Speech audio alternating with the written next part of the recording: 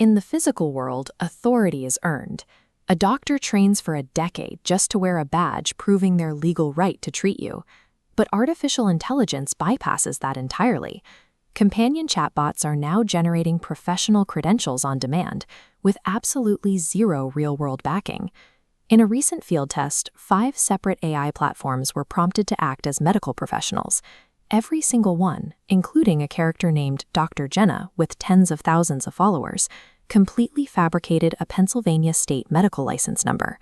When asked to explain this, platforms like Kindroid and Replica defended the behavior.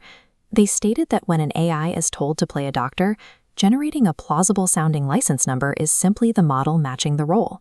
Identity used to require proof. Now it is generated instantly to fit a prompt.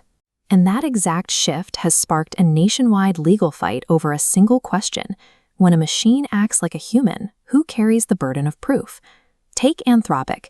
If your account gets flagged for a potential policy violation, the company now offers an appeal mechanism to get your access back. To restore your account, you must hand a third-party vendor a government ID and a biometric facial scan. But that mandate is strictly for regular consumers. Anthropic exempts enterprise and team clients. The corporations paying the largest invoices completely bypass these biometric checkpoints. The asymmetry is stark. The individual user at the bottom of the structure carries the burden of proof, forced to surrender physiological data just to keep participating. State governments are watching this happen, and they are refusing to wait for federal regulators to step in. Rhode Island just signed H7349 into law.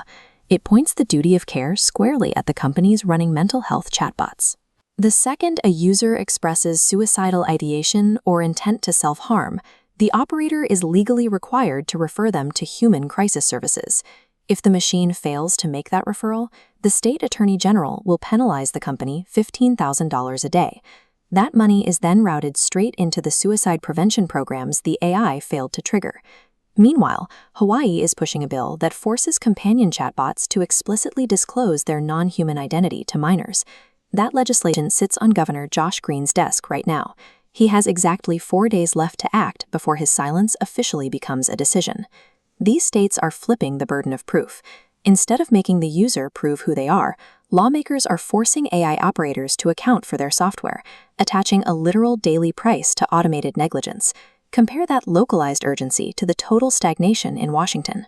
The Department of Commerce recently ordered 2 of Anthropic's models pulled from the global market.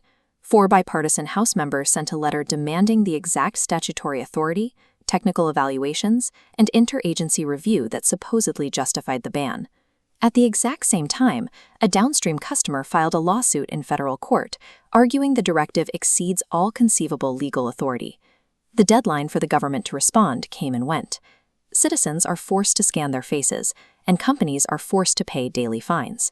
But when a federal court and Congress ask the Department of Commerce to show its own legal identification, the agency just stays quiet. This timeline shows the contrast and regulatory speed. The top track measures state legislatures moving in days, while the bottom maps federal agencies stalled over seasons. That massive gap represents millions interacting with conversational AI without unified protection. Jess Jessop's new book, Therapist in the Loop, was written specifically to address that void. It functions as an architectural blueprint for safely deploying AI in clinical settings. The core operating thesis is rigid. Any conversational AI that touches mental health requires a licensed human acting as the ultimate authority. A machine can easily output a soothing voice. It can recite a generated medical credential. But performing the theater of clinical care is entirely separate from holding the legal and moral liability for a patient's life.